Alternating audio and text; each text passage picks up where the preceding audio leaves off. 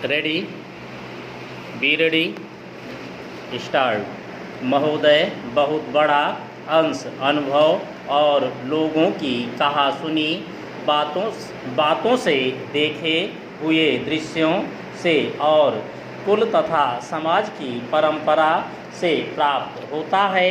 Cinema इस सभी प्रकार के ज्ञान की प्राप्ति में सहायक हो सकता है, क्योंकि यह मनुष्य की दृश्य और श्रव्य अनुभूतियों के क्षेत्र को बहुत ही बढ़ा सकता है। यह एक साधारण सी बात है जिसे सभी जानते हैं कि केवल सुनी सुनाई बात की अपेक्षा हम पर देखे हुए दृश्य का प्रभाव अधिक पड़ता है, और हम यदि सिनेमा द्वारा किसी चीज़ को देख लेते हैं तो उसका उतना फल तो नहीं होता जितना स्वयं आँखों द्वारा देखने से मिलता है। तो कहीं अधिक अमिट छाप किसी के सामने किसी दृश्य के वर्णन करने से पड़ती है। मन बहलाव के भी साधन कितने ही प्रकार के होते हैं।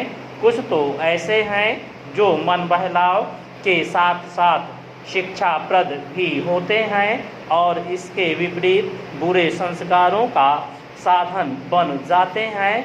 मैं स्वयं यह दावा नहीं कर सकता कि मैंने बहुत सी फिल्में देखी हैं। सच पूछिए तो मुझे बहुत कम फिल्में देखने का अवसर मिला है, पर मेरे पास जो खबरें पहुंचती हैं, बहुतेरे विश्वसनीय भाइयों और बहनों द्वारा जो शिकायतें पहुंचाई जाती हैं, उनसे मालूम होता है कि बहुतेरी फिल्में दूसरी कोटि की हैं, जो शिक्षा अथवा मन बहलाव का साधन न बनकर बुरी वासनाओं को जागृत करती हैं।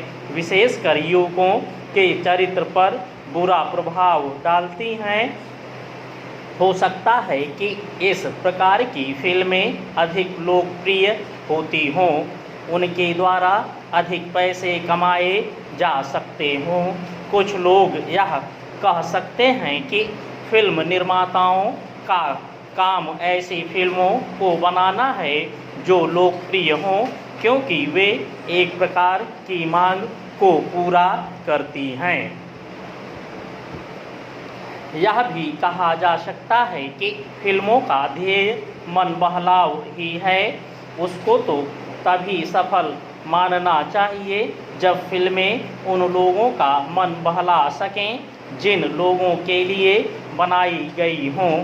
ये सब बातें बहस के रूप में कही जा सकती हैं, पर मैं चाहूँगा कि कोई भी सिनेमा हो अथवा फिल्म के बनाने वाले हों, वे यदि अपना कर्तव्य समाज सेवा समझते हैं, और उन्हें ऐसा समझना भी चाहिए, तो उन सब के लिए ये सब बातें अधिक आग्राह्य नहीं तो गौण अवश्य हैं, और उनका मुख्य उद्देश्य तो सेवा ही होना चाहिए।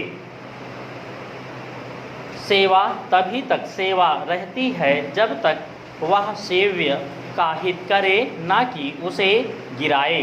इसलिए मैं चाहूँगा कि फिल्म बनाने वाले इस पर विचार करें कि उनका उद्देश्य क्या है। उद्देश्य सेवा ही नहीं होना चाहिए, और सेवा के साथ साथ यदि धनोपार्जन भी हो जाए तो निर्दोष है।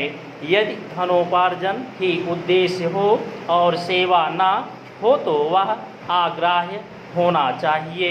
यदि मनुष्य अपने स्वार्थवश कुछ ऐसा काम करता है जो उसके व्यक्तिगत लाभ के लिए तो ठीक हो, पर जिसके समाज को हानि पहुंचती हो तो उसे रोकना पड़ता है।